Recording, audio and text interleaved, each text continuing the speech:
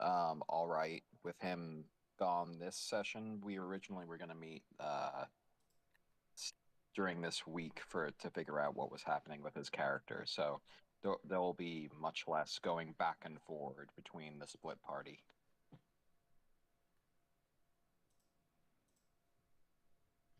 Because at least for like one session, his character won't be able to get back to you guys. I'm guessing it's going to be more than that.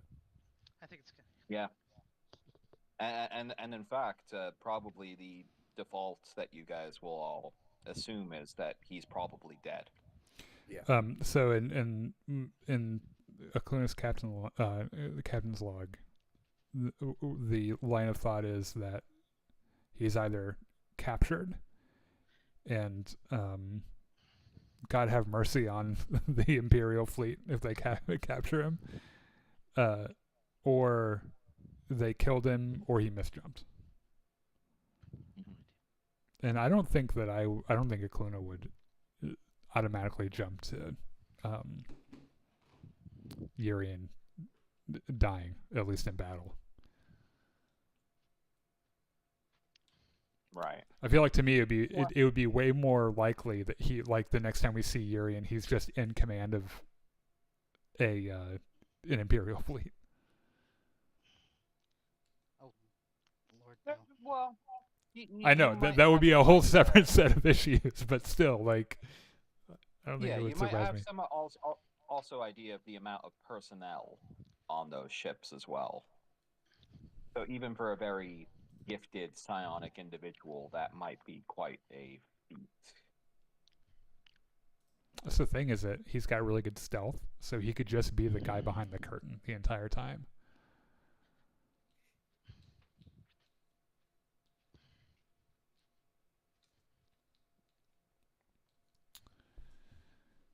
We will see.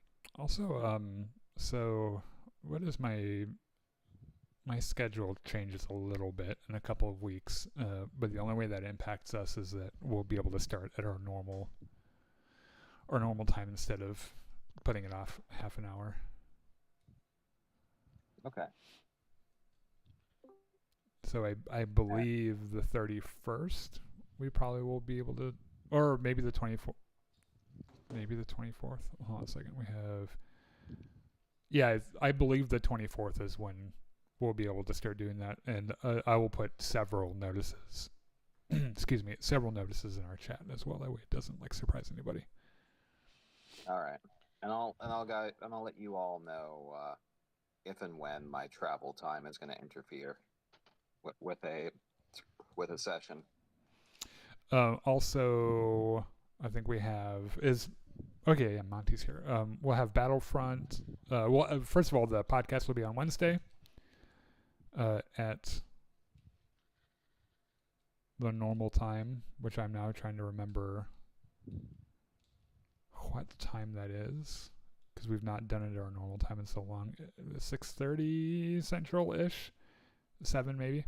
And then we'll be doing Battlefront after that, / the last couple of weeks for a stream or two. I've been playing Knights of the Old Republic 2,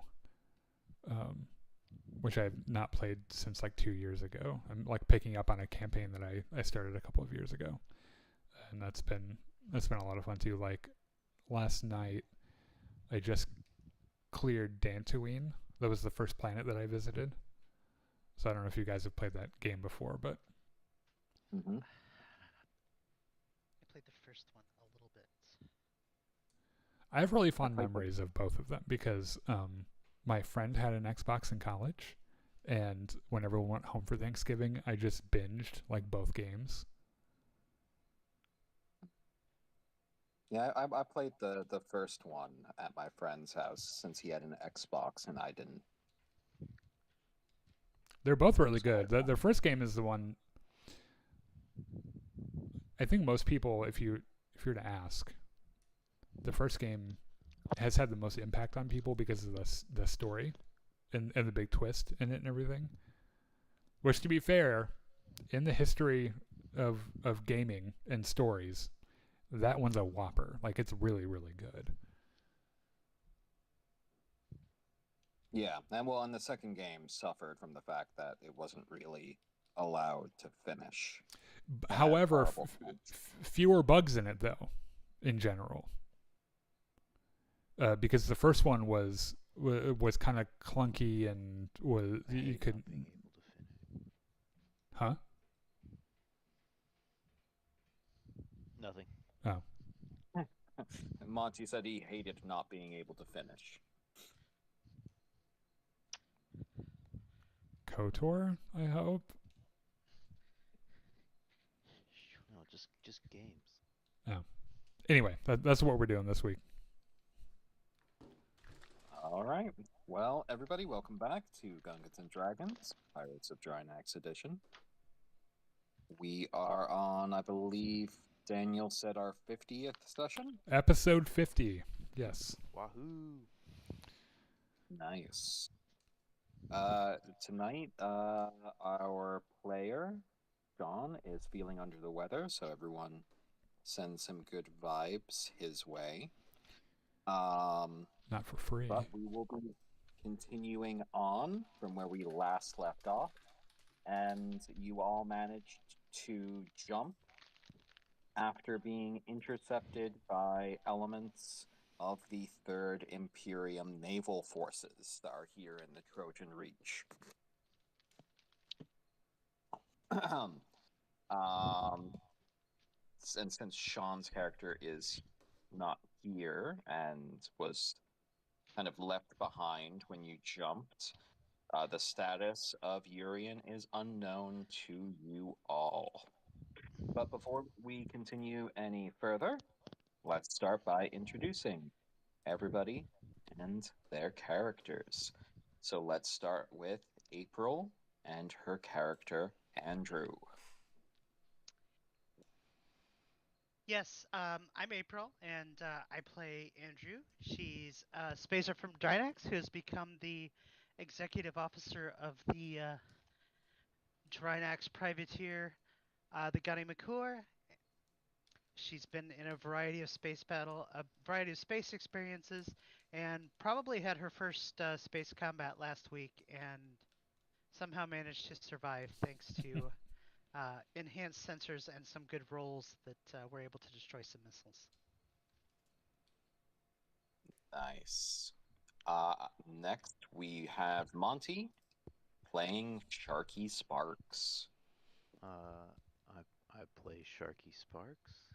He's a backwater planet farm boy that's now the current pilot and is thankful that he also somehow managed to not get blown out of the stars. Well, you're part of the reason we didn't. Then next up, we have Wenton playing Sven Bjorn. I'm Winton. I play Sven Bjorn, who is a human Solomani from the planet Strand. He has kind of become the security officer for the ship. He did nothing but sit back and watch last week. Hold on to share shit pants. Pretty much. You know, there was nothing in his skill set to do. We have to work on that, maybe. Don't shoot a hole in the hull. No, that part's already been done. I was about to say, at least we didn't have a fire in our cargo hold. All right, and next we have Daniel playing Ukluna Enks. Who is our captain extraordinaire, academic, and horrifically disfigured former spy. And usually there is Sean, who plays Urian Rakarth, who is a Darien psyker. Psychopath? Oh, psyker. Same thing. Psychopath. But his current whereabouts and status is unknown. And I am Richard. I am the game master or referee here for this Traveler game. I help determine what happens with the NPCs. I give them voice, action, and we see what all of the roles kind of end up being for the players. And fun fact, as I was going through everyone's character sheets to kind of help with the introduction bit here, I did notice April, congratulations. Andrew officially is the youngest player character in the group. I knew that. Congrats. I didn't know that. I didn't either, but I would have guessed. She's. I Can- think can she you probably guess looks what- the what- youngest. I guess I wasn't sure how old Sharky was. But... Yeah, Sharky is actually 38. Do you have to figure in the dog years, like the 7? Do you have to like divide by 7? And we have our first racism for tonight. Somebody had Can to you do it. That was Can me, you not that was me, I and was not a thinking Cluna. it, I just Some, didn't some say it. good old Voggerphobia. Can you guess what is the oldest player character? George. Not player. Player character, not Oh, NPC. What? How old Darian's? Like, is it the kind of thing where he like looks young but is like Elrond and is like a billion years old? Actually, they do have better better chances when they do age up to not get any negative effects. But actually, Urian is not the oldest. Sven, It maybe. goes then. Yep, Sven. Probably not by a 50 ton though, right? At 50 years young, Sven is the oldest player character. Good job, by the way, not getting addicted to a drug that would make you look younger. Well, when we did his aging rolls, he came out pretty good most of the time. There was one oh shit moment that The last character that Sean played, Ganimakkur, had a crippling Anagathics addiction. It was a drug that he took to appear younger. Well, it's more than appear younger. It basically freezes you at the age that you are when you first start taking it. Yeah, so good job not doing that, because Yeah. I'm not sure we could deal with another crew member with a with a drug addiction now. I'll be right back, guys. 30 seconds. Okay. Well, yeah. So you are all in jump space right now.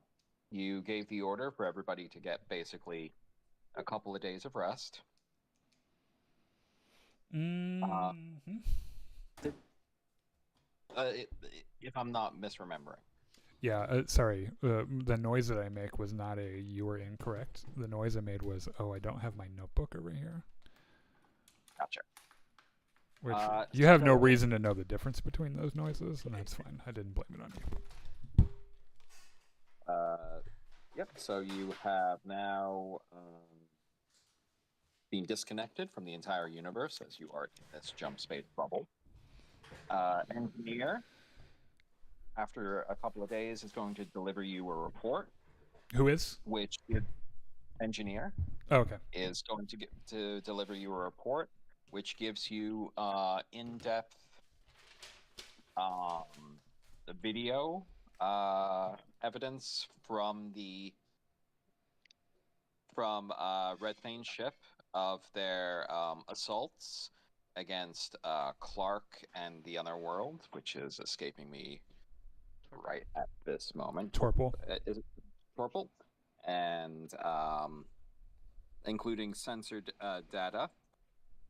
So it's pretty incontrovertible proof that they did in fact do the attack.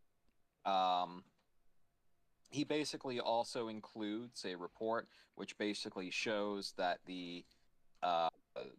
there's this sort of like blockchain encryption protocol that is connected to this like password protected section of the files that he can't reach.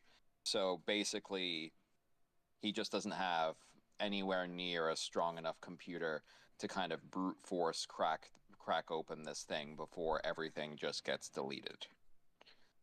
He says that the only chance that there would be is if basically you got the password.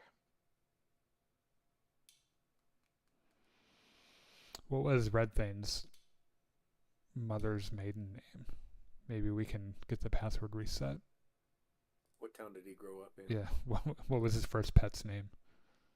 Unfortunately, I'm sure he's already tried all of that stuff. yes.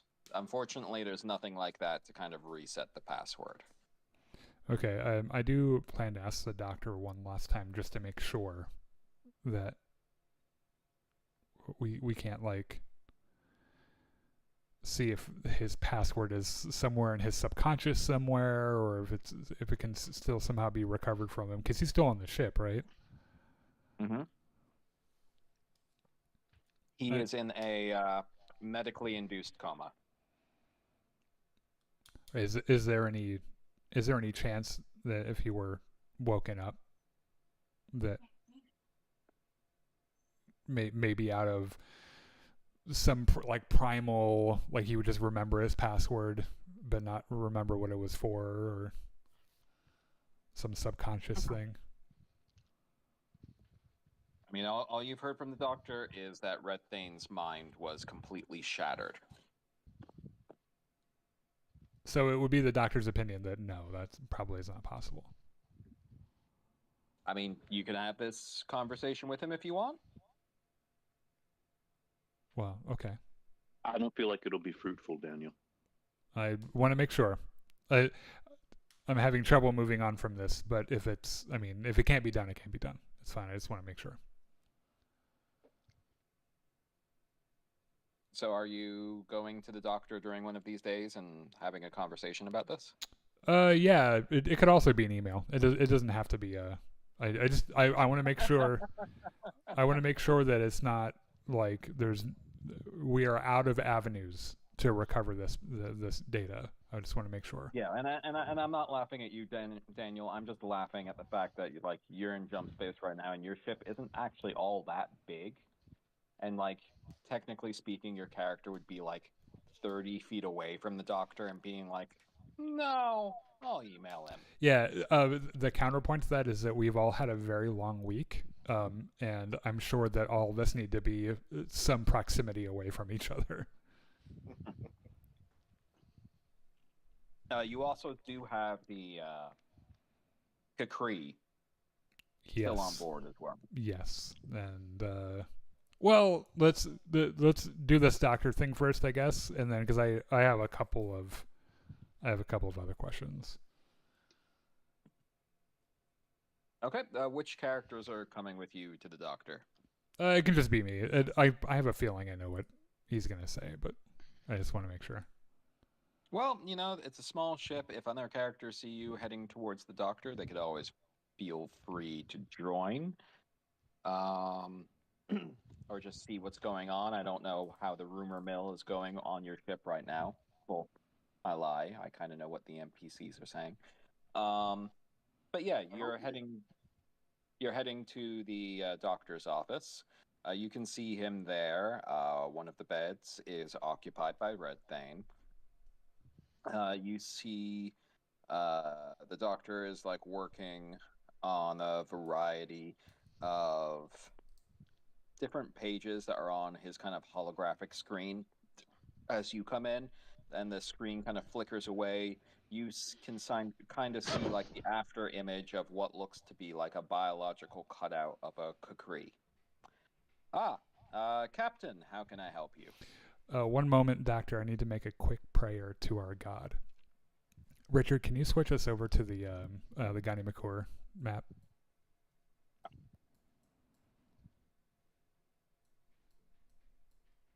Which tab am I in? Here we go. Let's see.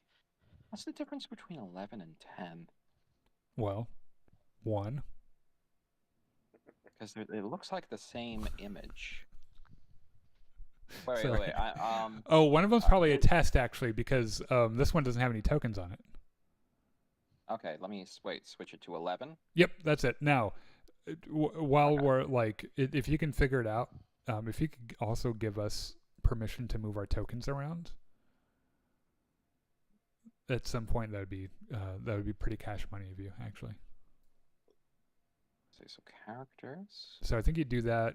I was fucking around with the software a little bit earlier. If you go to the journal tab and then you double click on the character in the gear thing, it should have a pull down menu on who's allowed to move that character around. So that represents Andrew. Let's see.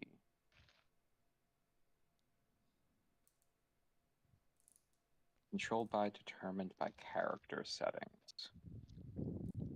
Save settings. Okay, if April, try to move around your token.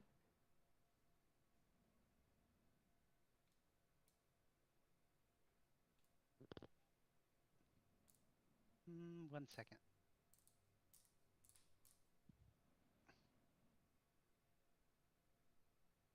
Is your token already on this map, or do I need to move it on? Yeah, she's on the It's bridge. right there, but I don't seem to be able to Oh. touch it.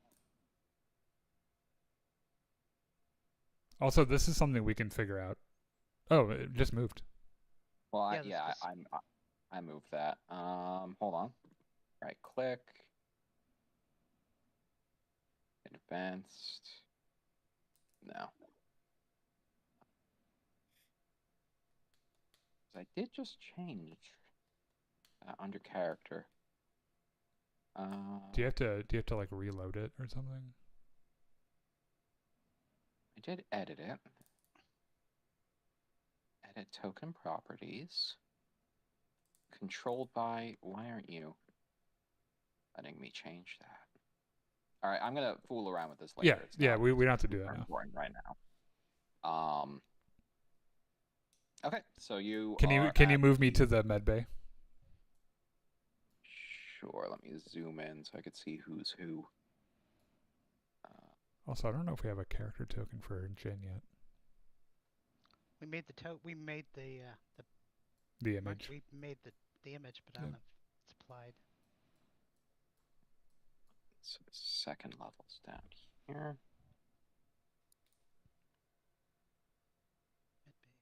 So you're down in the.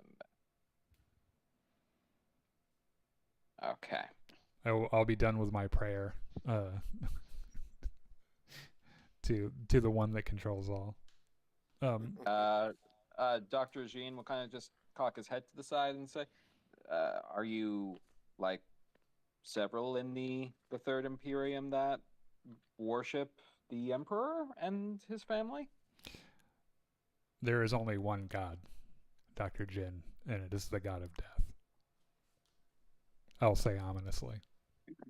He'll chuckle and say, actually, from my studies, there appear to be at least several thousand death gods, but I get your meaning. So I'm going to explain to him this encryption issue and our need for Red Thane's password, and then I'll ask if there are any advanced techniques that he would know that would be able to produce the password. If anything like that would remain within Red Thane's shattered psyche, very likely, maybe over time and several years of therapy. Yeah, we ain't got that kind of time. Within the Zidani consulate, you might be able to get that. Otherwise, you would likely need a psionic person, and potentially, though, I'm not saying that there's much of a chance, considering what happened to the man, you could have that person try to delve into his mind. Yeah, I probably have to give up on this. I'm not even sure what I suspect, but I suspect something when it comes to the friend we made a couple planets ago on Thieve, but without any concrete proof, or I wouldn't even necessarily know what I was looking for. So it's probably something I have to just kind of like let go. Just remind me, April, is the doctor aware that you revealed yourself. No, I think he is aware that you revealed yourself to Ukuna as psionic, Yeah, right? because he basically, Akluna basically told the doctor that I told him. I don't think I did. Yes, you did. When? Okay, yeah. Shortly after I told you. Yeah. Yeah, I because remember that. I did kind of remember it. Okay. Oh. So Did he yeah, not already know? Well, there's He didn't know that I doctor. told you until you mentioned it. Oh, okay. Yeah, there's kind of like doctor-patient confidentiality, but Oh, okay. considering Because that, I've been pretty careful about not blabbing about that. So yeah, he'll say to you, well, the only person with any psionic abilities aboard the ship currently is Andrew. So it would inevitably come down to her.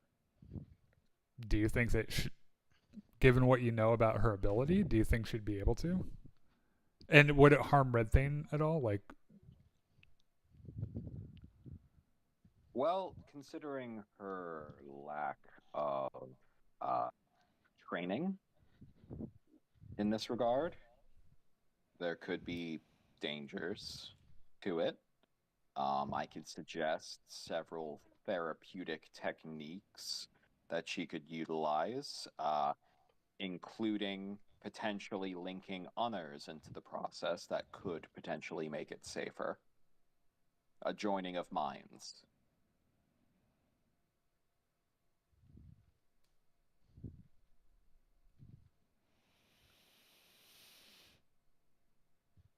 go on. It would basically be linking several honor people into the unconscious mind of Red Thane, and you could attempt to see if any strong memories remained. You're giving me a glimmer of hope on an issue that I'm trying to let go of. Ah, I see. Well, the only danger would probably be psychological in nature. To Red Thane, or so we would be linking minds of the crew, I assume. Yes, Andrew would be the conduit and be a person that goes within, and by linking other people's perspectives and minds into it as well, helping to strengthen her position, considering her own lack of experience and power psionically. Yes, the only danger might be psychological in nature, mostly to those who participate. So it would put the crew in danger. One, you are not all properly trained in this technique, which is largely known within the Zidani consulate itself. So yes, and two, well, there's not too much more damage that I think could happen to the poor man. But considering how shattered his mind might be, whatever memories remain might be quite strong and powerful and possibly even affect your own sanity.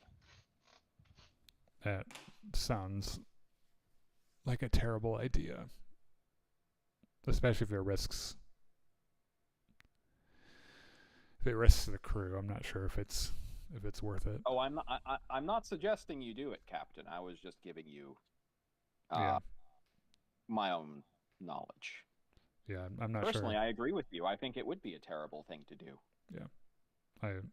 Honestly, I think that the thing that this man needs most is literally to be sent to a Zidani consulate specialized facility to treat him over decades over what happened. Yeah, I know. Okay, thanks. Captain. Oh, and I am monitoring the pod for the Kukri. Oh, hold on. Since I'm down here already, have you had a chance to scan anyone else's memory? I have several sessions scheduled for today. Okay, give me an update on that as quickly as you can. Well, just whenever it's convenient. Actually, it's not even really that important because I'm not even sure what I'm going to do about it yet. But also this Kukri, what is the advantage of having this thing on the ship? Well, it was your first officer, Andrew, and Sven, Sven. they picked it up. I That- know. that- I didn't want him to, but they seemed real excited about it, so I let him. Well, speaking by the Spacer's code, it was transmitting a distress signal, and you picked up the occupant. Generally, it's kind of the prescribed thing to do And for then any Spacer. we just kind of give it to someone else, and they kind of mail it back to like where the Kukri are, or like what do we do with it? Possibly that could be a method in which you do deal with the occupant. Are there other ways to deal with it? I don't think I've ever picked up a medical pod before. I mean, is this going to have technology on the pod that's going to lead their people to us? Is he just going to bust out of it and start running around the fucking cargo bay? Honestly, I am not all that sure. I haven't had close personal interactions with a living Kukri before. The fact that the answer to my second question wasn't a resounding no makes me more nervous. In medical school, I once dissected a Kukri cadaver, though. It was quite informative. I mean, from what They do. They do have several redundant organs. They are very physically strong.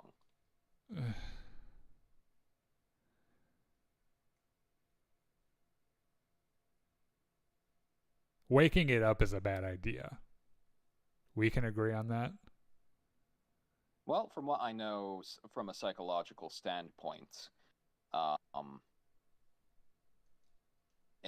Kukri that is by itself for any length of time without its herd, without its people and companions, will inevitably go insane. Have Kukri been known to consider other non-Kukri as their companions? I have heard anecdotal evidence that it has happened in extreme circumstances.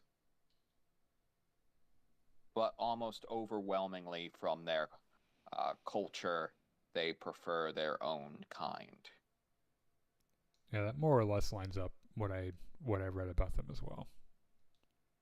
Though that there have been several apparently pet human colonies that they have kept, where they have forcibly turned the human colonists into herbivores. Okay, well, we're not doing that on the ship, I don't think. Yeah, so apparently it also included some biological changes that they forced upon the humans. Okay, how long can the pod, like how much power does the pod have? How long is it gonna be in suspension as it is right now, without any intervention? Well, last time I estimated about 2 weeks. It's been about 3 days, so at least about another week. Okay, and that would be because of a loss of power. That it would wake up. Was damaged. Okay, could we? And its own power is limited, so I can talk to the engineering team to see if they could try to figure out a solution. Okay, I think the best compromise right now, I'm probably going to talk to Andrew and Sven about this, because it's not clear to me what our end game is on this issue right now, and personally, right now, it feels like more of a danger to have on the ship than not to have on. But if we could find somewhere to drop it off, and maybe it gets back home, I mean, If we can find a way to keep it safe until we find out what to do with it, make sure he doesn't jump out of there. I think that would be the best thing. Are you thinking of trying to curry favors from the Kukri, or possibly some sort of bounty, or? That leads me to another thing on my to-do list today that I will get back to you about. Of course, Captain. I'll keep monitoring the situation and attend to the crew members as they come in. Thank you. I'll go back to my quarters. Okay, Sven and Sharky. Later that night, it's day 3. Did we already do the poker game for you last time, Monty? Yeah, I made. Yeah, I he made money. Yeah. Okay, yeah. I still have no idea how to play it. So Sven, you see Sharky come back to your shared room. I don't know if at this point you have it like Odd Couple style, where there's like an actual line down the middle of the room, and one side is messy and the other side is like immaculate. But you know, he comes in with a bit of a jangling in his pockets, or I'm not sure if he's just kind of, you know, holding the cred sticks in one hand. He's openly counting it because he's not aware that this is supposed to be a secret. Looks like you did well in your game. Yeah, thanks. Apparently it's called poker, and no one's doing any poking, so I'm doing great. Well, it's not about poking. It's how you play with the cards.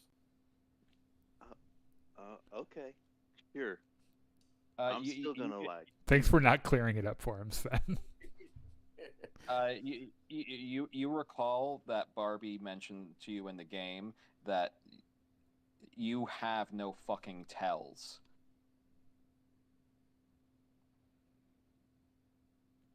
Because he's a dog. Because I'm stupid. Thanks. Barbie tells me I don't tell people anything when I play, which is crazy because I'm just talking nonstop. Yeah, that's not what she means. What she means is that as you play your hands, they try to figure out if you've got a better hand than they do.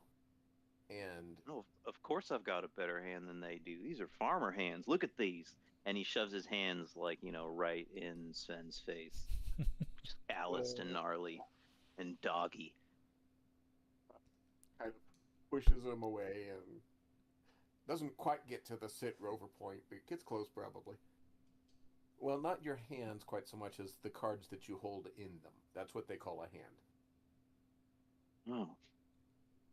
Well, you should join in on these games. You know a whole bunch more than I do. That sounds like that might be fun. I used to play poker back when I was a deck swab. Wait, does Sven have gambling? Oh my god, you do. You have Gambler 0.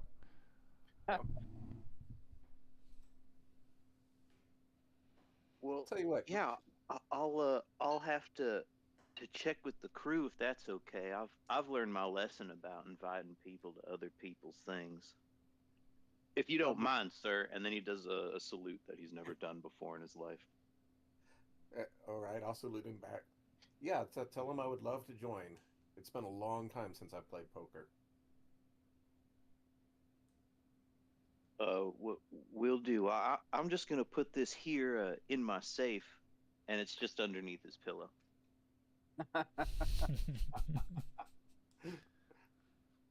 It's safe here. Well, I suppose when you're sharing a crew quarter with the chief of security, it's probably pretty safe. I'm pretty sure it being in a safe making it pretty safe. Oh. Tyler. First of all, hey buddy. Second of all. No contributions. Yeah, you can't talk. Sorry, man. Not unless you want to roll for a character. Which we're not doing right now. I mean, sure. Nope. That's not what I meant. That's my bad.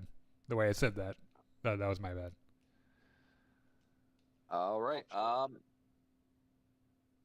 So, April, during this jump, you are gonna have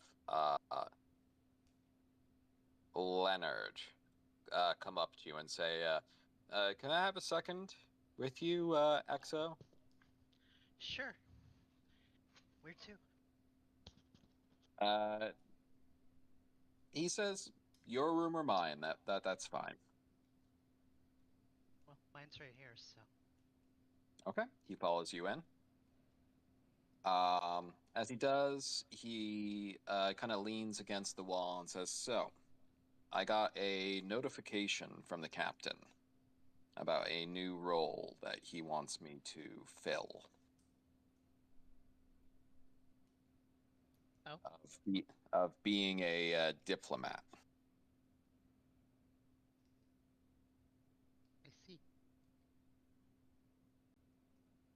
Not something I ever really envisioned for myself, being the sword master for the king, but I wanted to ask your opinion on it.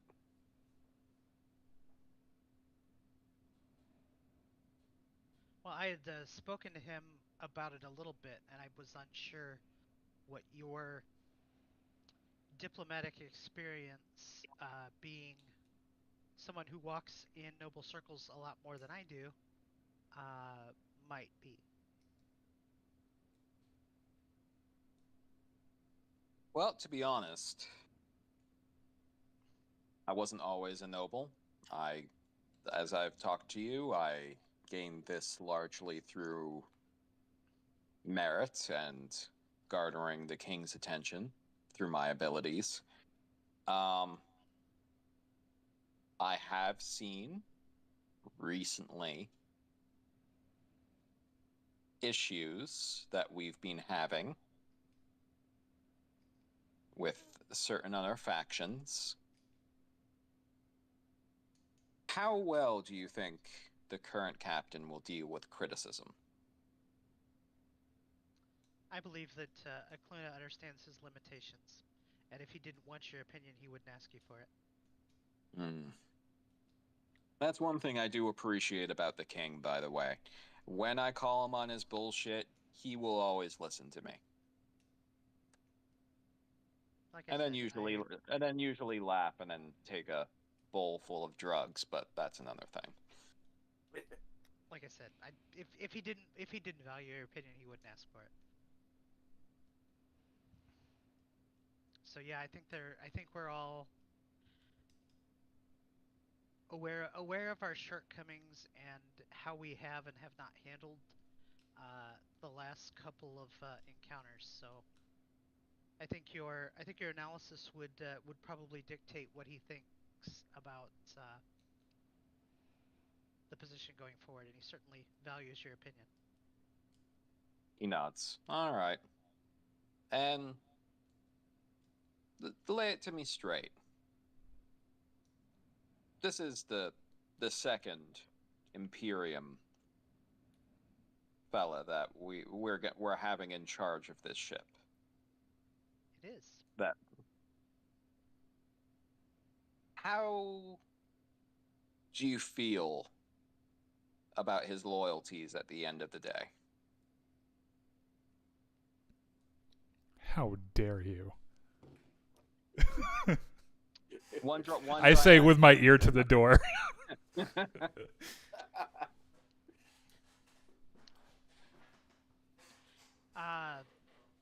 Again, I think he's had every opportunity to, if he does not,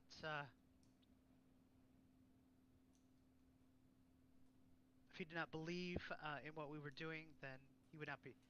Once again, if he did not believe in what we were doing, he would not be doing it. I don't think that he has a different agenda than our own. Perhaps he has a different approach, but definitely not a different agenda, at least I think so. And the reason that we spoke last time, one Drainaxian to another, was to ensure that if there were any disagreements that the crew would hold with our original course.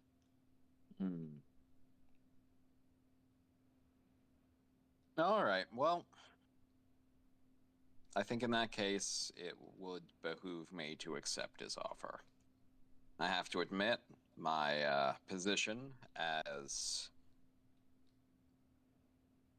a mercenary aboard, as ostensibly a gunner/guard, has been, well, largely one of not much action, and mostly, well, I've been training half of the crew in how to use a sword as a weekly, almost daily class as we're here.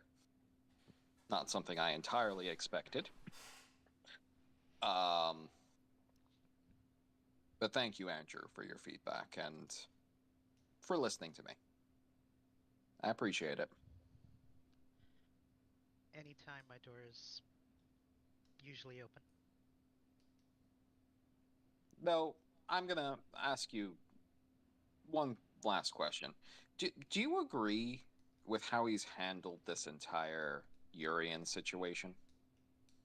He seems very eager to reform someone that, and I'm going to say this in all honesty, probably deserves to be put down like a dog. A rabid dog.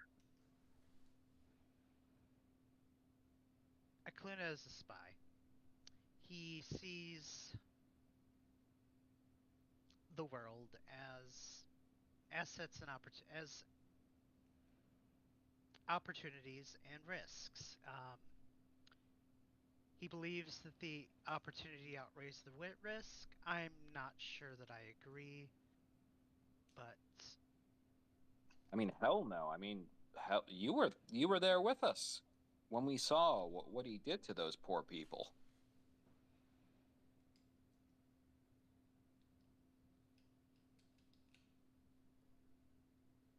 I've never seen anybody do something like that to human beings and then just casually brush it off. So,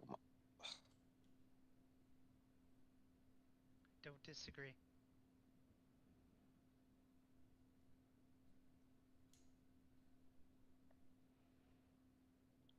all right. Well, at the end of the day, I trust you, Andrew. Thank you. Why don't you marry her? Jeez.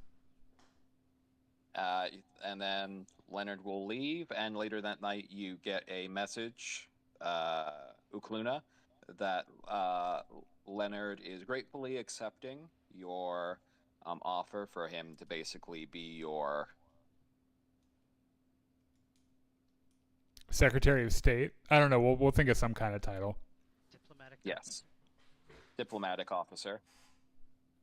Oh, I can think of something better than that. I'll think about it for a bit. But yeah, so he's accepting that. Okay. During the week, the doctor is going to be seeing. It's going to be seeing the patients. Anybody else want to do anything else during this week? I'm doing my. I'm gonna keep reading my self-help books on leadership. I'm still working on the recon. Okay. And at some point, I'll probably get in there to have the doctor scan me as well. Yes, you would be included in that. Yeah.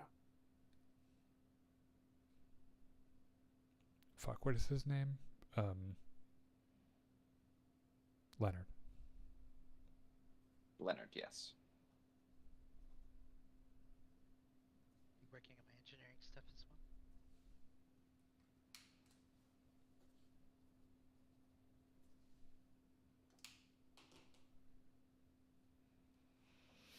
I don't know. Is the captain bringing up anything else with us about the creep pod, or? How many more days do we have in jump space? 3. At this point, you have like 4 days left. Can we just like push it out while we're in jump space? But also while you're doing training takes up 8 hours of your day.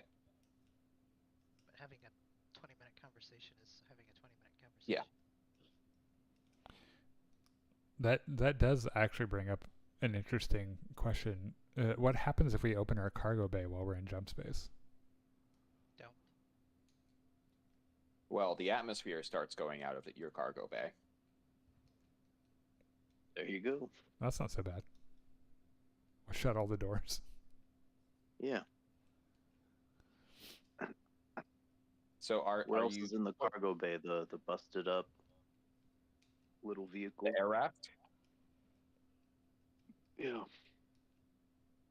We probably have that Yeah. like tethered down, right? Yeah, we could secure down everything that we want to keep. I have no interest in opening the cargo bay while we're in jump space. I was just curious. Yeah, I mean, currently you're kind of like outside the universe in your little jump bubble. If you were to ask Barbie about what happens to anything like coming into contact with the jump bubble, she will tell you that generally speaking, that shit would be fucked. Also, Is that It like can- is that like an industry term, or is that just Absolutely. absolutely. She said, and on an outside chance that everyone else will be fucked, as the integrity of the bubble might just pop. In extreme cases, the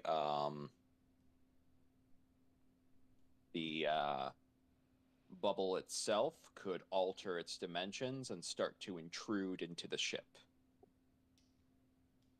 so we're like real end of the world horror shit? Oh, no worlds involved, Captain. Just the ship colliding with the reality of the unreality just a meter away from the hull as she knocks on the walls. Scribbles and notes. Okay. No opening the cargo bay while in jump space. I guess on our next duty shift, and we can meet on the bridge, actually, since my quarters are small. We'll have, well, I guess all the bridge officers.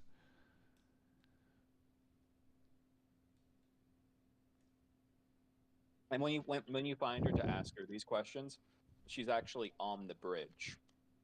And Barbie is? usually when generally speaking, when you've been on the bridge before during jump space, it's usual procedure to have the windows all closed. But when you came in, all of the windows were open and just to the like blank white void outside, and she was just kind of staring outside into them with her glowing eyes. Barbie? What? Yes. Okay. You know what? I'm just gonna let her do that. That doesn't sound like a thing I should interrupt.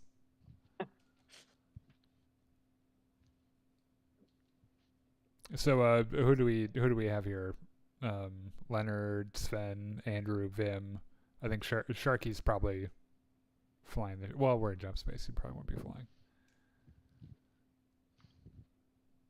So you're having a private meeting on the bridge? Yeah, and we'll have the doctor up here too. That way he can consult on this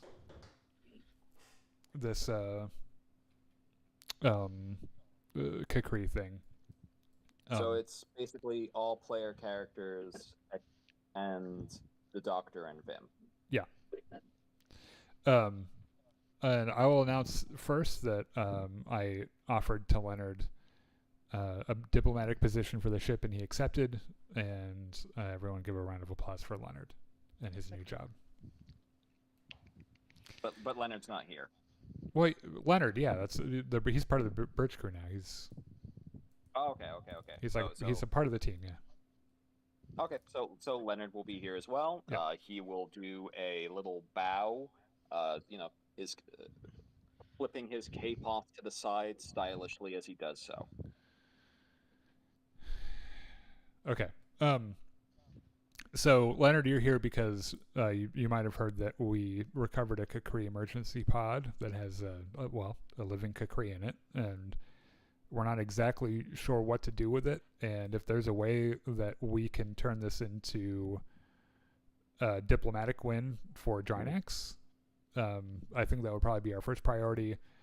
And if we can't, then I'm not exactly sure what to do with it. I don't think we can get any money from it.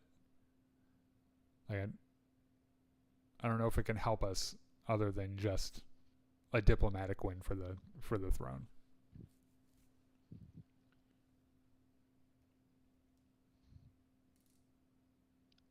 Sorry, can you repeat that?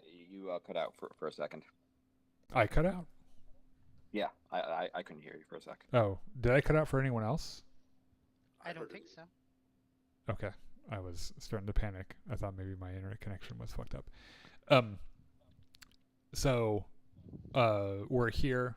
I'm going to explain the Kukri situation to Leonard, and also that it's my general thought that if we can turn this into a diplomatic win for the throne, that would be the best course of action. But I'm still really unsure on what to do with it. So if we can't think of a diplomatic thing to do, I'll be hearing suggestions about what to do with it, because I am my first instinct is when we come out of jump space just to kind of let it go and let someone else deal with it, because I would very much like it not to wake up on the ship and start running around the cargo bay, Well, because then Sven would have to shoot him. Well, Captain, from my own knowledge, Drynax has no dealings with the Kukri and their ilk. I have heard some stories about them in the past and how they conduct themselves, how they are fierce warriors, especially when it comes to dealing with folks that eat meat.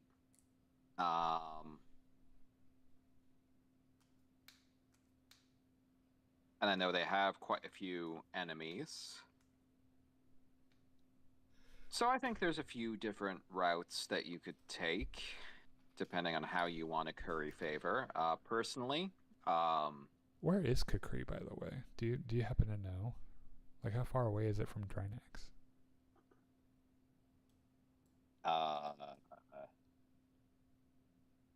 Is that what their homeworld is called, even? Let me look that up quickly for a second. I'm gonna search it real quick. Kukri. So they come from the 2000 worlds. Where's Jesus? This map is huge. Oh yeah. Space is big. You may think it's a long way to the chemist, but space is much bigger than that. Okay.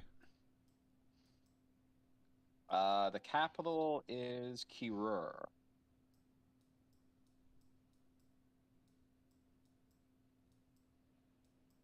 Just curious. Let's see. So all the red is the Third Imperium. Yep.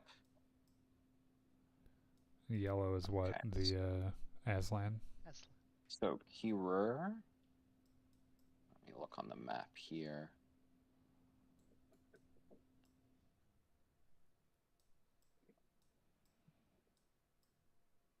So that's very much core word.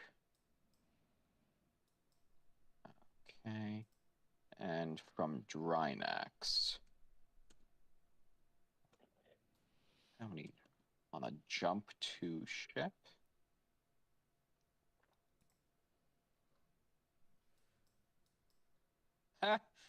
It would be it's 356 parsecs away. It would take 190 jumps.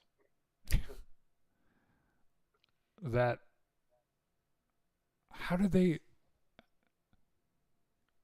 that pod get where it was? That's the question, Well, yes.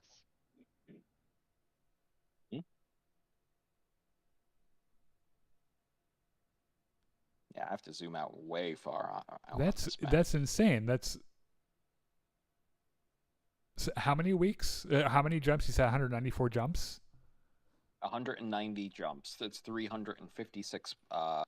So 356 parsecs away. 380 weeks worth of travel.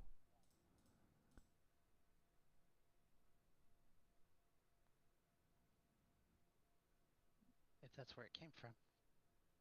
If that's where it came from, it is very much further coreward to get to the 2,000 world territory. Well, I don't see a Like lot if of. you- it- I don't see a lot of utility for the crown to have a, you know, Unless there are, well, the fact that it's here implies that there are some operations of some sort here in the Reach. okay. Especially since they're herd animals. I mean, he wouldn't just be out here alone. So presumably,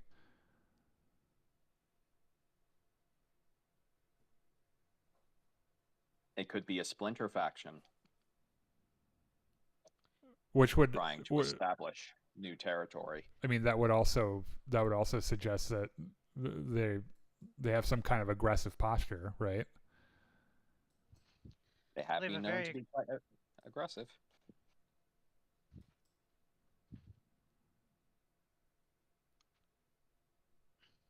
Huh. Okay. Sorry, Leonard. I didn't mean to interrupt you. Go ahead. Yeah, we potentially could find out more about them with questioning, or we could even attempt, if you want to go this route, to garner favor from the Aslan. I know it is not my general preference to deal with the Aslan because, well, to me they're fucking slavers, and I don't really like that aspect of their culture. But they might see a living Kukri to be somewhat of a prize. What is our diplomatic relationship with Aslan like? There's a few A long Aslan- time ago, they turned our planet to glass, and it's been generally not fun ever since. So that. so fuck the Aslan is what you're saying. Well, we do There are certain still deal- exceptions, Yes, we still do deal with a few. unless there, you're there Slims, are... and then you can say that. Like there is an exiled Aslan noble that is currently on the floating palace. I believe you might know him as Slem's boy toy. Which one? The Aslan was- one. The Aslan one. Andrew, I'm going to be honest with you. I didn't know he had an Aslan one. It was the very first one and least mentioned. Who do you think he writes all these notebooks to? I don't Yeah. know. I thought it was to himself. No, it's to the Aslan. It's to the Aslan boyfriend. Yes. Well, it is to himself being sent to the Aslan boyfriend to get published. Is Ukluna having just like a little mental crisis here of, oh my god, wait, What that did I guy's tell real? him? What did he write down? Guys, I'm not going to be the only one that pretends that like we couldn't tell how much of Slem's bullshit was bullshit, how much of it was real. I don't even pretend to know that, There. and I've known him longer than anyone on this ship. Okay, well, all right. So the Aslan, I don't see any reason to be doing them any favors, right? I don't know how that's advantageous to us really at all. Quid pro quo. What do we get out of it?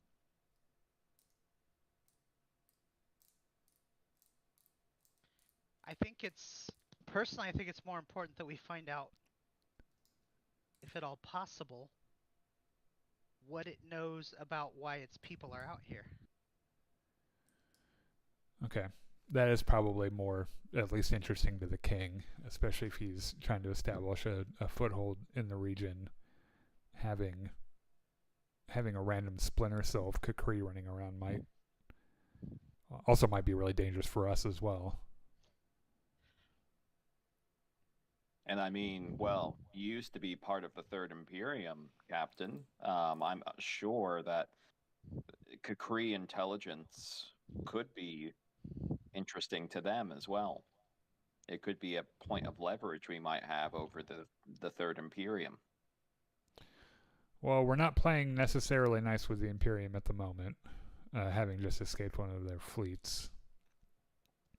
But maybe a bit of information in our back pocket that could possibly help us at an opportune moment. All right, so the question is, what do we do if we wake him up and he goes apeshit on the ship?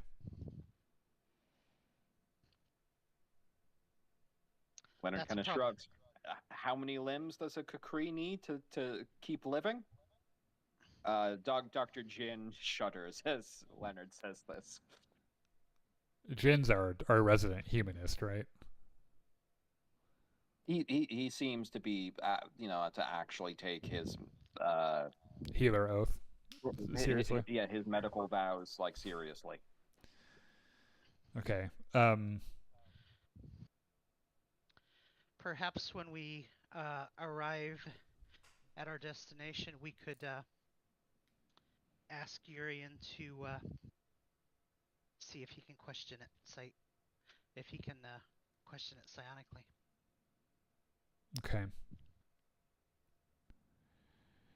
Well, you're pointing to a fear that I've been living with for the last couple of days, which is I'm not exactly sure what has become of the Misery's Company or the Bloody Elf, and I'm afraid of getting to our emergency jump coordinates and not having anyone there to meet us. The way that I imagine, or what I'm imagining, is either either of them were captured, in which case, if the Imperium captured Urian, I'm not even sure who wins that fight, or they were destroyed, or they were able to jump, in which case they meet us there, or they misjumped and they're God knows what or where they are. So, which, by the way, when we come out of jump space, we're gonna keep our jump drives hot, and we're gonna wait. We're not gonna wait that long. We're gonna wait an intelligent amount of time and then leave, because I'm not sure if they'll be right on our heels anyway. I mean, I can't imagine that Krish or Urian would give us up. But I guess another option is us getting out of jump space and then having the Third Imperium fleet on our tail again. Didn't we detect a jump signature just before we jumped? Yes. Did we?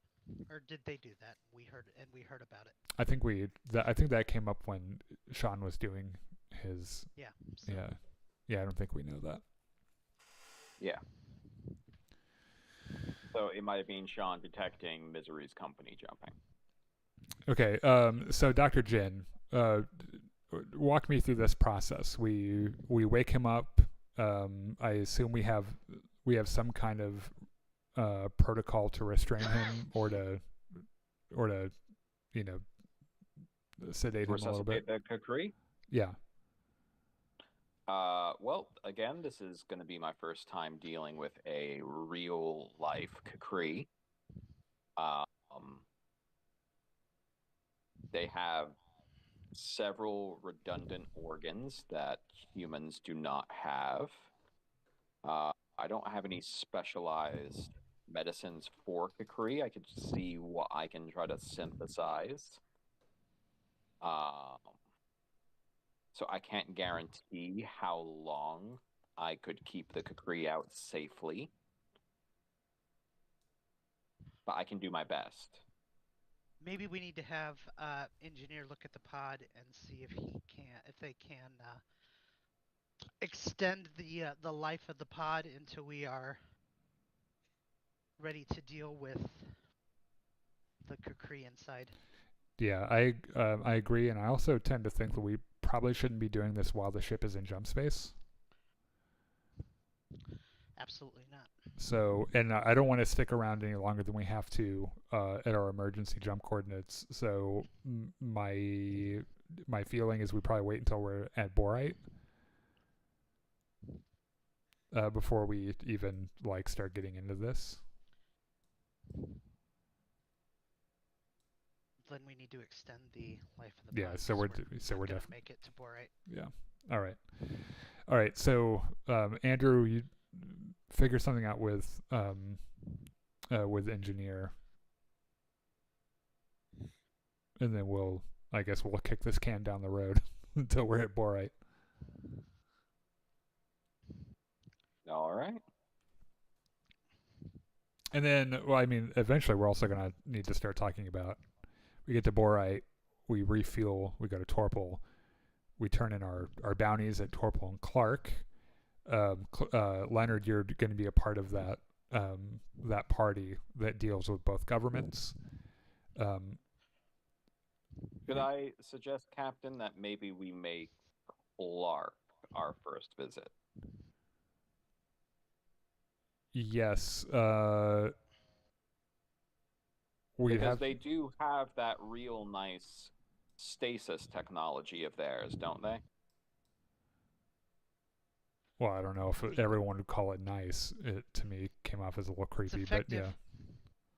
So they're already real good for putting people in a state of basically suspended death. So maybe it might seem poetic to them if we do the same to Red Thane, and then we can deliver Red Thane in that condition to the people of Torpal and, well, collect a double bounty and double kind of renown. Andrew, remind me, I think that's kind of what we initially planned, right? Well, I think the plan was just to take the evidence to... But yeah, that would work even better. Okay, so we have to go through Torpal anyway. Right? If my map reading skills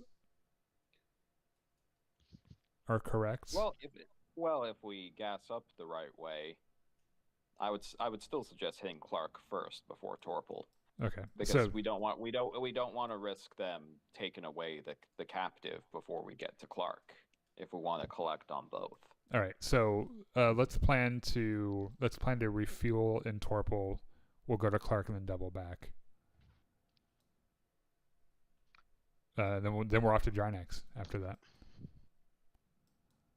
We don't even have to refuel in Torpal. We can refuel in Borite, jump, and refuel in Clark. Oh, we can make it to Clark in one jump? No, we have to do 2 jumps. But we don't have to refuel between the 2 jumps. How many hexes does one jump get us? 2.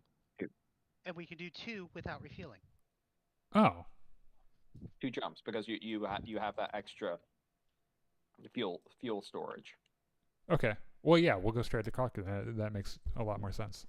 I was saying Torpal because I thought we can only go 2 hexes before we had to refuel. Nope. Okay. All right. Well, then I think we have a general plan for how we're going to proceed, at least until we get to Drynax, and then we're going to need to talk about how we're going to make money because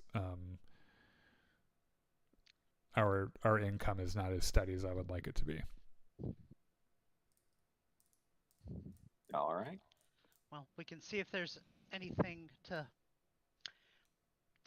depending on how the next jump goes, we can see if there's anything to do in Borite. If there's anything to acquire, either in space or on planet. Okay. Assuming that we don't have any signs that the Third Imperium is hot on our tails. Let's read the room when we get to Borite, and we'll make a decision from there. Absolutely. Okay. Go and get some rest unless you're on duty, in which case, do your job. All right. Everybody goes ahead to do their jobs. I'm gonna grab engineer and see what he thinks of it. Have them take a look at that pod. Okay. When you find engineer in his usual, in their usual section, roll me 2d6 minus 3. Sven is going to go along with that because he doesn't have other security things to deal with right now. Okay. If you're with Andrew, then you can roll for me 2d6 minus 3. Well, actually, yeah, minus 3 as well. Also, did you guys know that there's a camera suite in our cargo bay that you can monitor from the bridge? I figured 5. there probably was. Doesn't surprise me now, but Well, that beats my 2. Okay, yeah, there's a bunch of... It seems like they've been working on,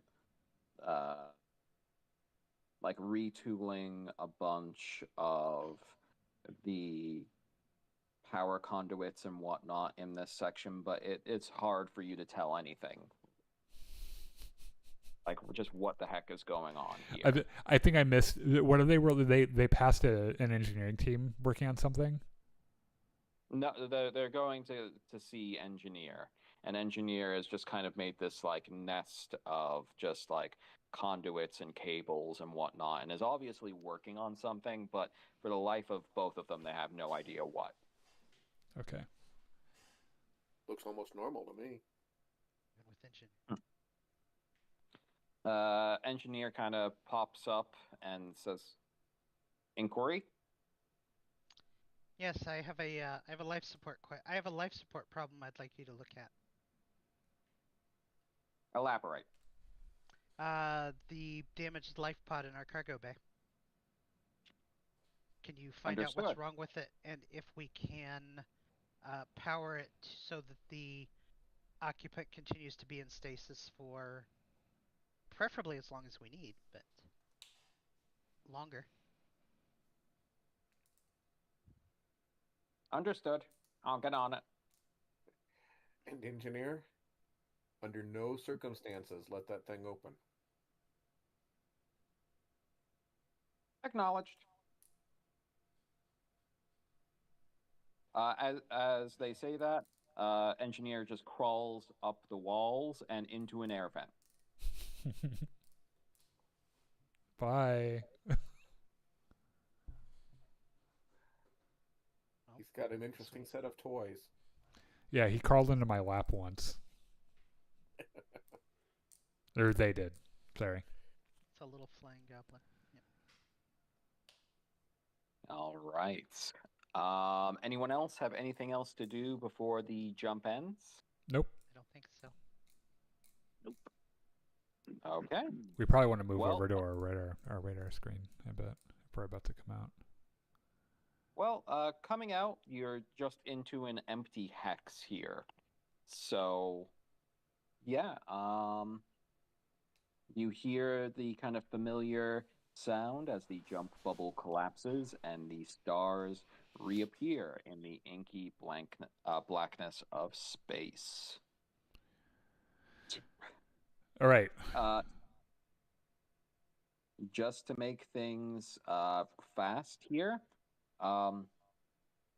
it takes about 20 minutes, and then you get a signal as you're manning your sensors for someone jumping in, and that is Misery's company. Oh, thank God. And you Okay. get a hail from Krish. On screen. Admiral. Thank you for the warning about them damn MPs. We got out of there. Captain Krish, I gotta tell you, you are a sight for sore eyes because I wasn't sure if you were gonna make it out of there. Well, yeah. You got the loyal ones with you here, Captain. Well, let me You just might say wanna get out of here. yeah, we're gonna wait around just a little bit longer for Urian. I wouldn't suggest it, Captain. Why? Well, we did manage to catch a snippet before we left of a communication between him and the impies. Okay. That could mean anything. He was surrendering, Captain. He was surrendering, Admiral.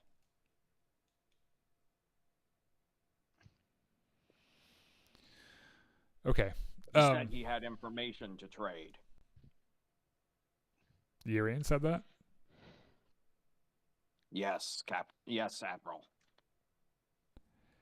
Okay. Well, I guess we're going to prepare to jump. Before we jump, I'm extraordinarily happy that you're alive. Please pass on my thanks to your crew for a job well done. Thank you. I will. Where are the next coordinates? Where are we headed? We are jumping to Borite. Acknowledged. All right, you lovers. Time to get going. Power up again. Barbie, can you get us a jump solution to Borite? All right. On it, Captain. All right, that's good enough.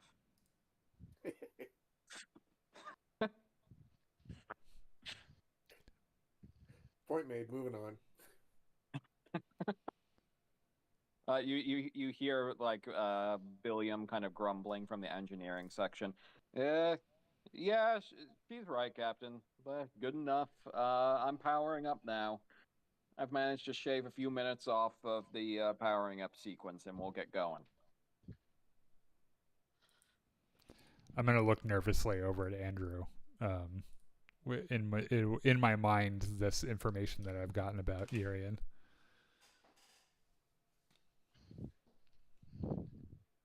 Vim kind of leans over to you and says, Captain, do you think he really betrayed us?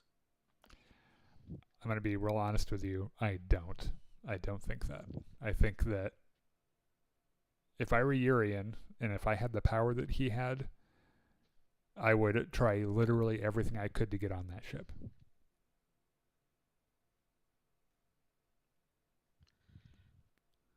Also, but weren't those real big ships, Captain?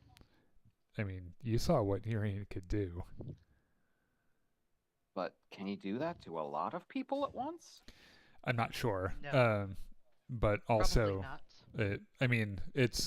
it doesn't matter really, because if he hung around to talk to them, even if he's giving them misinformation, either he's coming here with them, or he's not coming here at all because he's dead or has gone his own way, or he jumped away or misjumped.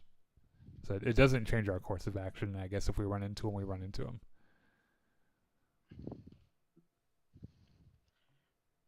Yes, Captain.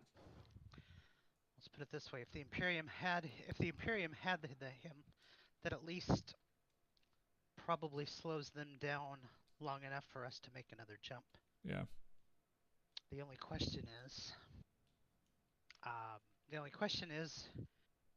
if Urian told them anything, what he would have what he could have told them, and he could have told them anything. No, he could have told them anything, but what? Just wonder, our exposure.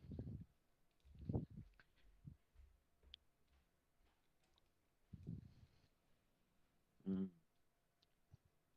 Yes, we should definitely be careful, be cautious these next couple of jumps. If we're going to stay in Borite, we'll need to be. If we're going to stay in Borite, we should probably do a wilderness refuel on the ground, and we should probably have our holographics up at all times. So if we stumble across the Imperium, there's a chance they might not notice that it's us. Okay, I like that idea. What are we looking like?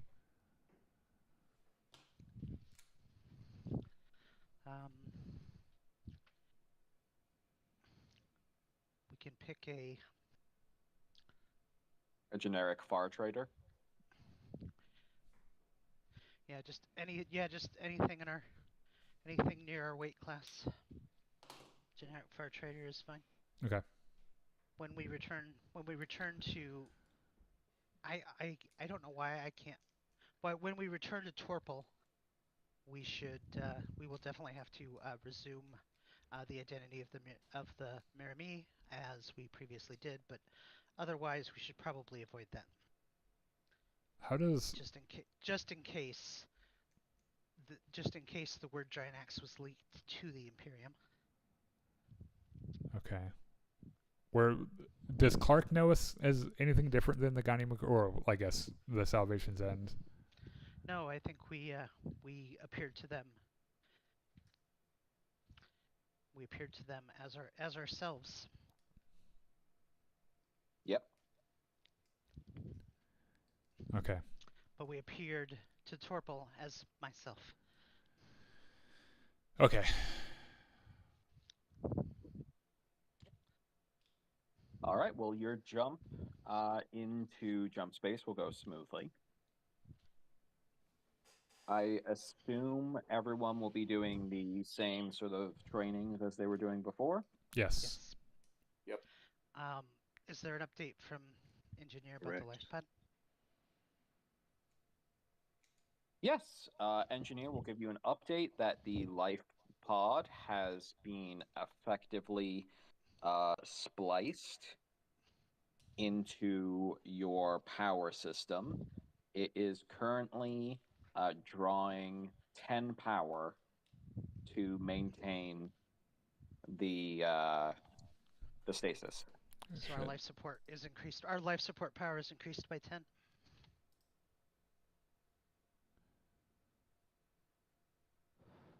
So we're at 50 for basic systems. Mm-hmm. At the moment.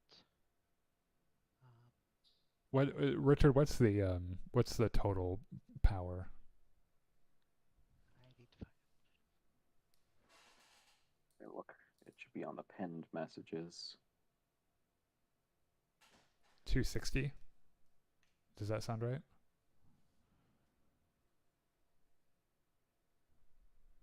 It is on the messages, yes. Your power plan gives you 260 power.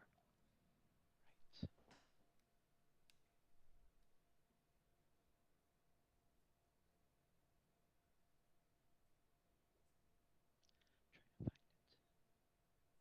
So your basic ship systems has now gone up to 50.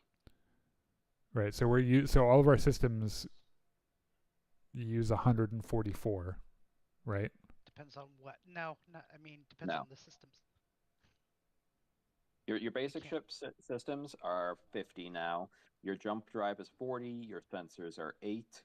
Your weapons are 16. Your Yeah. maneuver drive is 120.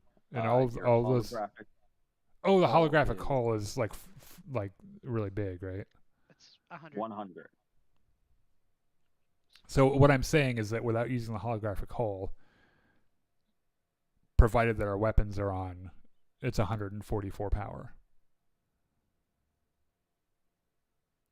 If you add the maneuver drive, the basic At full systems. power. Yep. Nice rolling. So basically, when you use that holographic hull, you're going to have to decide what not to also be utilizing. Yes. That is basically how that works. But wouldn't So if you had everything but the holographic hull powered up, it's 144? including your remaining low berths, that would be 235 power that you're using.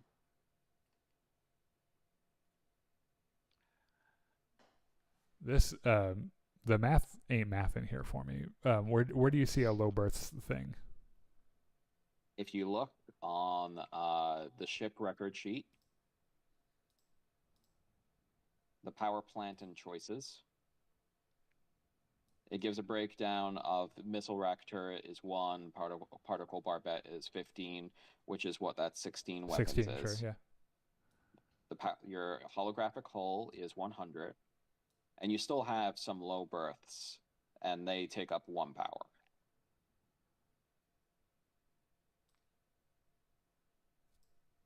Okay, this isn't important now, but I do have a math question about this because I don't know if we add all these together, it's 144.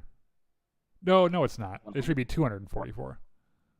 It's 234, and if you also have your own low births active, then it becomes 235. I have 300. So I'm not including the holographic hull. So if you're including the Right. holographic No, hull, I made a then it becomes- I made a tabulation error. So all of our shit minus the holographic hull should be 244. If everything is on. So 120 plus 40 plus 40 plus 16 plus 8, and then So basic. plus 1, and then plus 10, like from the new edition, is 235. Okay.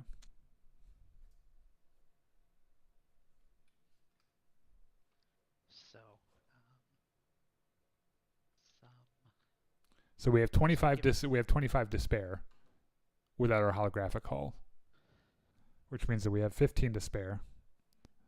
You said we have 10. Also, We have 10. So the pod is going to take up 10 power. You said. yes. Okay. So I'm just thinking about what are we turning off when we use the holographic hull, because we're going to be using it when we get to borate, right? Probably M drive and weapons.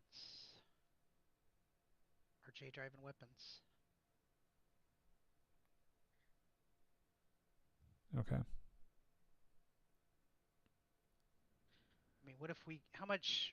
I mean, so like, how does the allocation to the M drive work? Like when do we start using it? Like when do we start losing functionality? I guess you could attempt to just like half power it. I'd say if you only powered it by half, you'd only get Half. like half of the thrust out of it. I mean, it's not a terrible idea. And then if we turned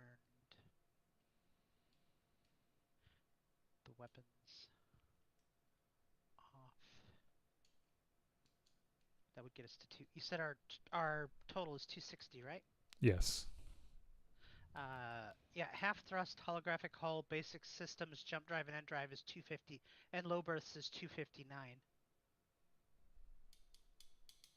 That's with the weapon. That's with weapons off, and half power, and then everything else on is 259. Also, in battle, it is possible for your power plant to take damage and your systems to take damage, which will also affect the power draw. Of course, but talking about pre-combat presets. Yeah, I just want to know where we're gonna be when we turn this hull on. I want to know what. Which is why some ships don't try to allocate close to the maximum of what a power core has, to basically give some leeway, just in case damage happens.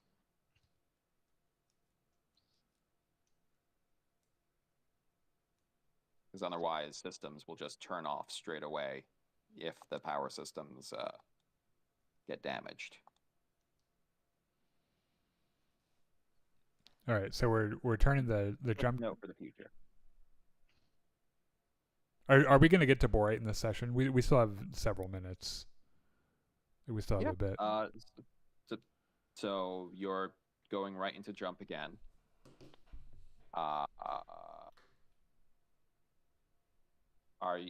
Is there anything that you all want to do during this jump week besides training? Leadership. That's it. I don't think I think we have a good plan going forward, other than how to deal with this power thing. All right, Monty, are you? Oh, yep. Go ahead, Monty. All right, Monty, are you attempting to talk to any of your usual poker mates about inviting Sven? Yes, I am. I'd like to grab Barbie in passing. Okay, you'll pass by her. You notice that during the jumps, she kind of just goes around the ship, and you can find her kind of like looking out from one of the portholes just into the white void. There's nothing out there. Yes, it's breathtaking, isn't it?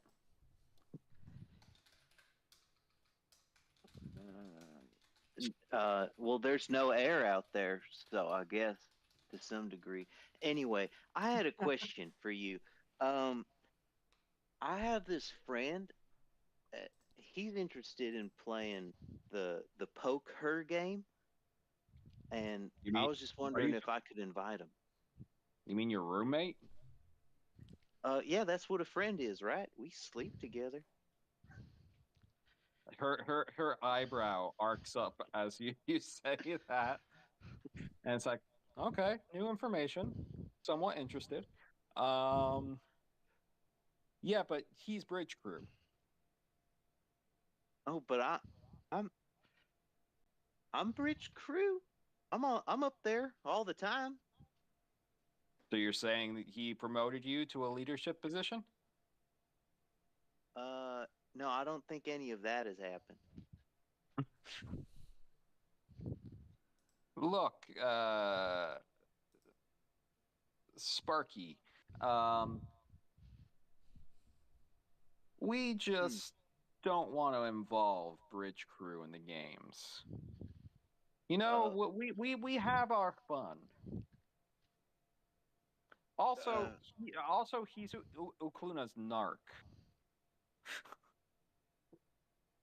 You know what a narc Narc. is, right? Is that some? No, Andrew, we no, need I've to have a never talk heard about that that term crew at some before ever. point. Well, okay. You know how you always talk about those siblings of yours? Yeah, all 32 of them. Yeah, well, remember how you said Darthaniel always goes to your ma and your pa and keeps tattling on all the fun that you guys have? Oh yeah, you can't do nothing fun around dark. Yeah, so basically, Sven is that. He's a total Darthaniel. But he's older than me. Just imagine Darthaniel when he gets older. He'll be just like Sven. Wow, I can't wait to tell Darthaniel of all the accomplishments he'll be able to make. I'm proud of him already.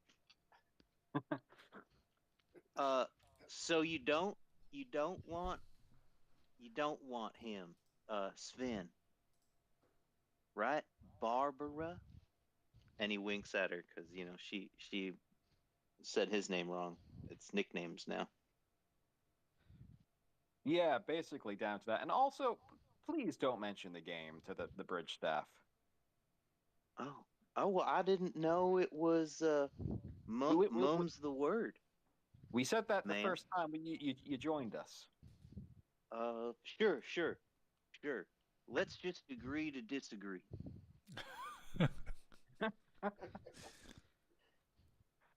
Oh, God. It's not that you But don't have any tells, it's that you're an idiot, isn't it? like my mama always said, I'm stupid, but not stupid. You can take that to the bank. Well, I guess you can't really take it to the bank so much as you could remember it. Um, but that money I made off of you a couple nights ago, I could take that to the bank, right? Right? All It's right, you're on. Okay. okay. So you're attending the poker game. When you get back that night to your room, are you going to tell Sven the bad news? No, but my credits will not be in my hand. Wait, did I win? Did I lose? Well, okay. So let's roll to see how you did this time. Let me look at your sheets. Okay. Andrew, do you remember how many low berths we have? I think just the three that are in the med bay.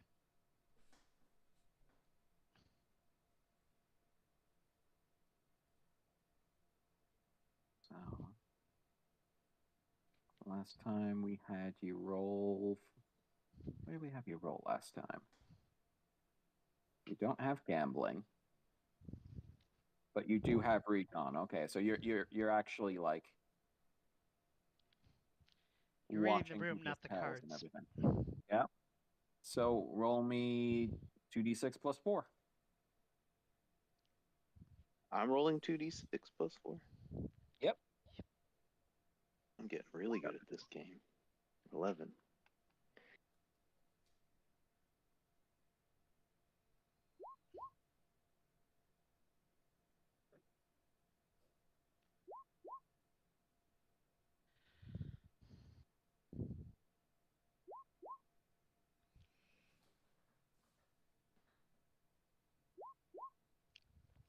Okay. So you are rolling pretty well until basically there's only 2 players left in the game. It's you and Barbie, and you have all have gotten to the point where she has actually pushed her entire pile into the middle of the table and says, "All right, I'm all in. Are you?" Well, yeah, I've been here the whole night. I'm definitely in. All right, And this will be Sharky another. pushes his pile in. All right, this will be another 2d6 plus 4. Consistency. That's what Sharky brings to the team. Okay.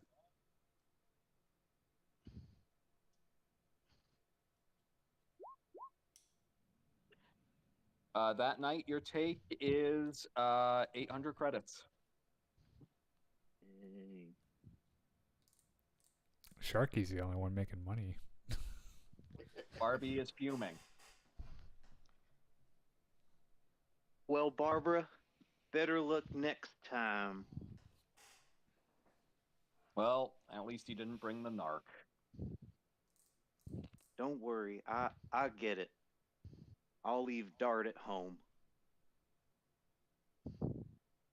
All right, and yeah, so Sven, you'll see Sharky come back that night.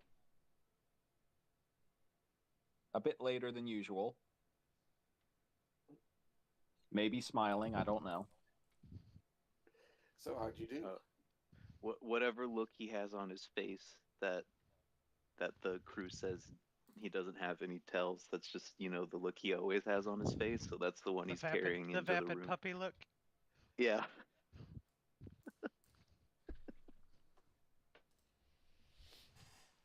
I did amazing. I won 800 credit.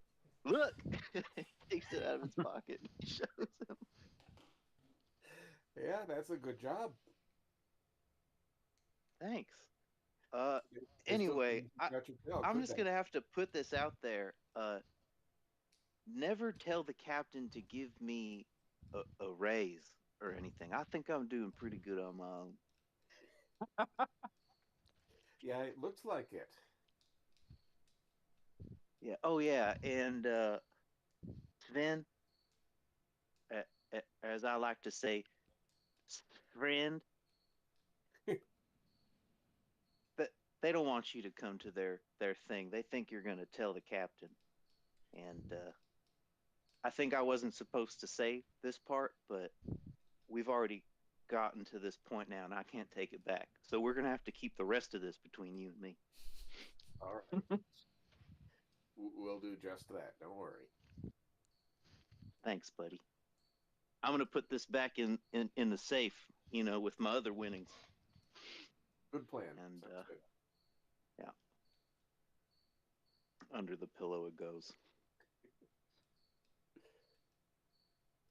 All right. So Well, Sven is just going to keep an eye on him for the next time. crawl into the air vents to watch the game. Yeah, something like that, actually. All right. Well, the rest of the week goes rather uneventfully, and then you will come out of jump space into the borite sector.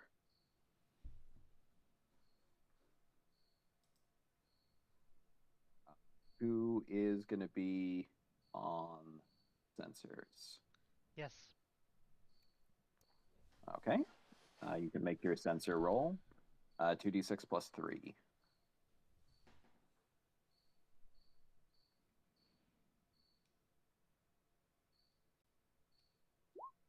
Seven. All right.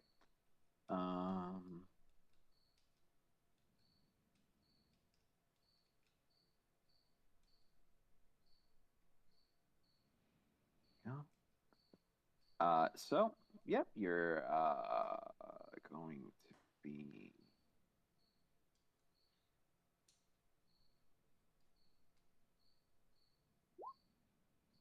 Okay, you are 3 days away. Travel from Borite itself.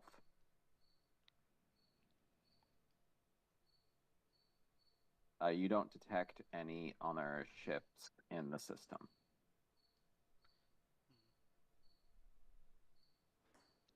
So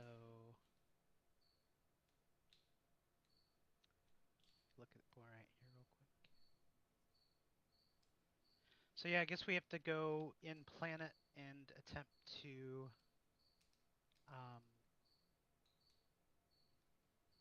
find a place to do wilderness refueling.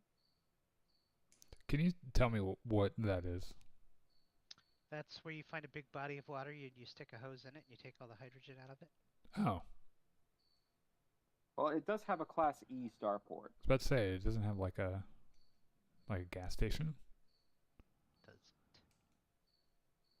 It's a frontier quality installation. Is that?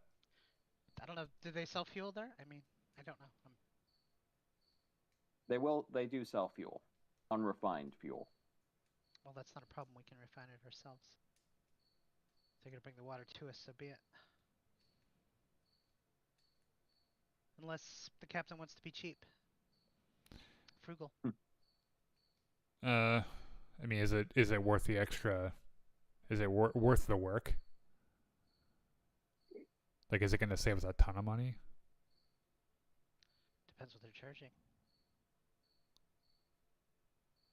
It's a low technology. It's a low technology world.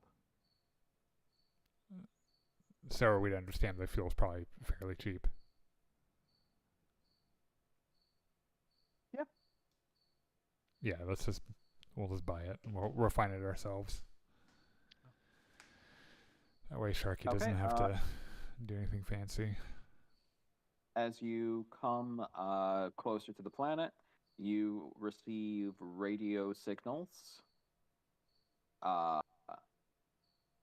There is one satellite in orbit, which presumably was put there by the scout services from the Third Imperium. It gives a generalized introduction that you are in the Borite system of the where the capital is of the world. It's governed by an impersonal bureaucracy called the Borite Continuity Authority, which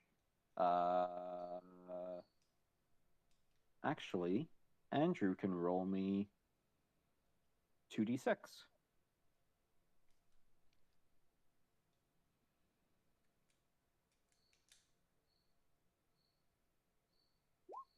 Four. Double twos again. Well, you do also have Leonard with you, and Leonard might know this, so let me just see for a second.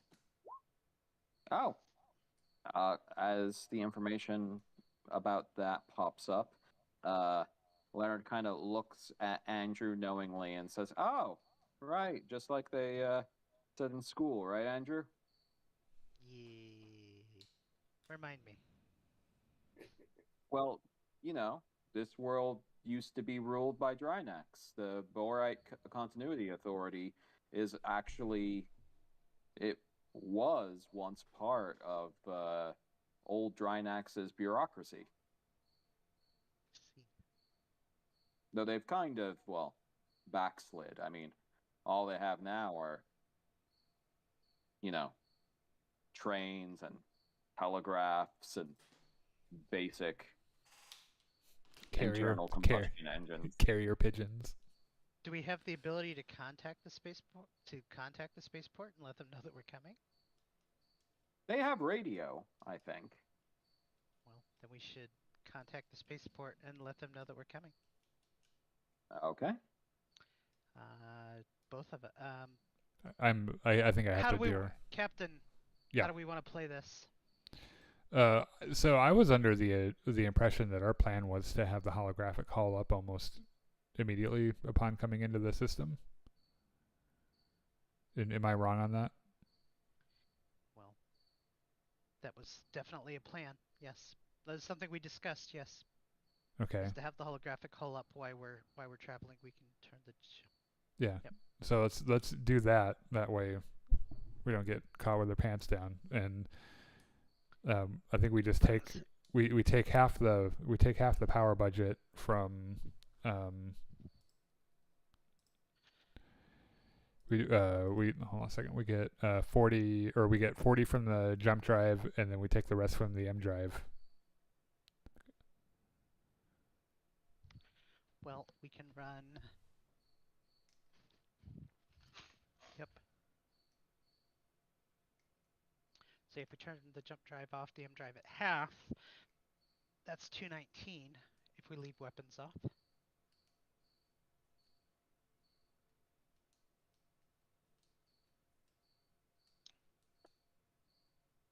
So that's probably a safe operating margin for the moment.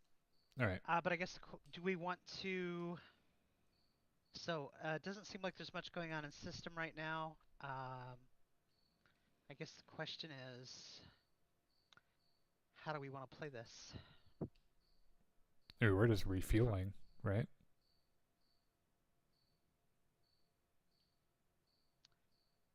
If that's what we want to do. Is there a suggestion?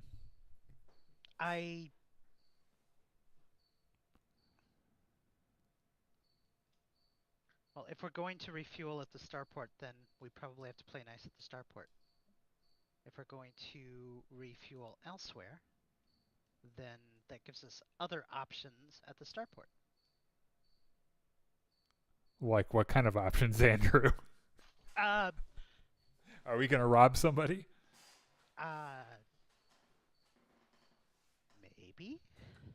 Well, let's put it this way.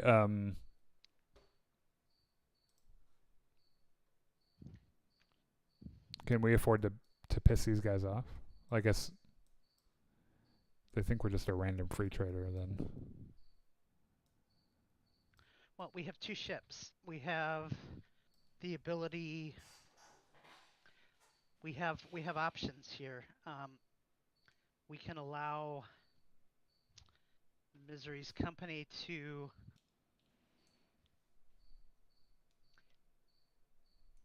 what if we tried to make a legitimate cargo trade, and then at the last, what if Misery's company attempted to make a legitimate cargo trade, and at the last minute they were accosted by pirates? That would be that'd be very unfortunate for the Misery's company, I feel. I'm sure that they wouldn't like that. The Misery company is visibly armed or pop-up turrets? Oh, visibly armed. So we probably want to be doing the trading. Well, we're visibly armed too, unless we're holographic. I mean, we can be holographically not armed, but that only holds up. That's only going to hold up to. Well, they scan us. They'll know that we have. Well, they don't have the ability to scan us, but you touch it, you realize it's not solid. Unless we were to just play as something. What previously there was something else in our size class that we had pretended to be. That was like a scout or. Okay, like a scout ship. Yeah, I mean, if we played as an unarmed scout ship and we're just looking to pick up some supplies, some distilled spirits, some extra. What if we picked up enough unrefined? We have. How many tons of fuel does the Misery's company, or does the Misery's company need? Or if we have. I think I know, they're the equivalent size of your ship as well. So they would need So it's 80 about tons. Yeah. Which is more than. This is not. Well, but they could. If they wanted to go out and. I don't know. I'm just snowballing here. It'd be. We could go down to the planet, see what cargo's available, and in the meantime, the Misery's company is able to refuel surreptitiously, and because we will have to look for cargo the old-fashioned way. And then, we're going to load the cargo, and oh no, the pirates show up and they take all of the cargo that we were going to purchase. Okay, and we surrender obviously because we're unarmed. Well, we don't have we don't have guns to fight off the pirate ship, and neither do they. Okay, I like it. So the pirates, the bad pirates, take the credits and the cargo from both of us, and oh no, we've both been robbed. How terrible! That does sound like a really terrible day we will have. We can run it by Krish and see what he thinks. That's a good idea. Let's get Krish on the phone. Do you want to roll sensors again now that you are moving in orbit of this world? Or Yes. Okay. Sure, we can do that. 2d6 plus 3. Double twos again, I bet. I probably broke it. Well. Wow. Yeah, but that didn't work. I did it wrong. Was double twos. Why is this not working? Having keyboard problems. 9. Okay. So you can detect where the Class E starport is, and it's basically just like, a patch of dirt down there with a few buildings, dirt roads around it. It looks like there is a primitive surface-to-air turret that is near it. But there is one ship that is down there on the surface. Do we know what kind of ship? Or not yet. 2d6 plus 4. For me? Yeah, looking up in your ship's records. 9. It appears to be a 300-ton Hiver vessel. Did you say Hiver? Yes.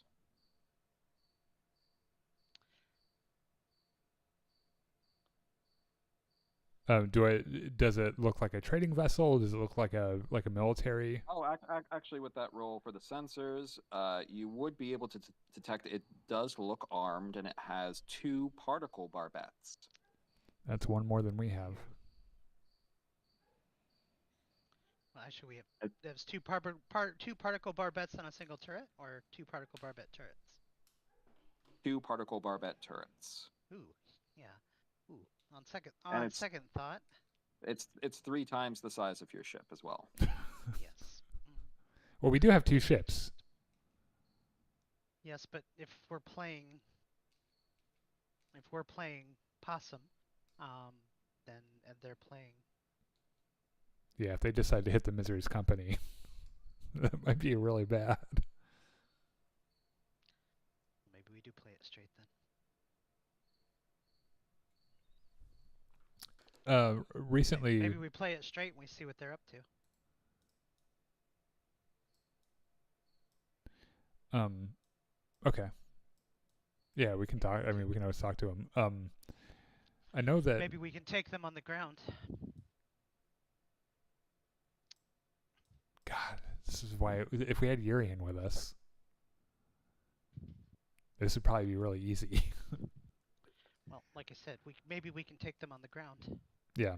So, I also remember it probably isn't relevant directly right now, but Krish ran a plan by me a while ago about it's kind of a modified version of what you just kind of suggested about it would involve us sending out a distress signal. She wins. Huh? She winces. You don't like that? That's bad juju, Captain. Robbing them isn't bad juju.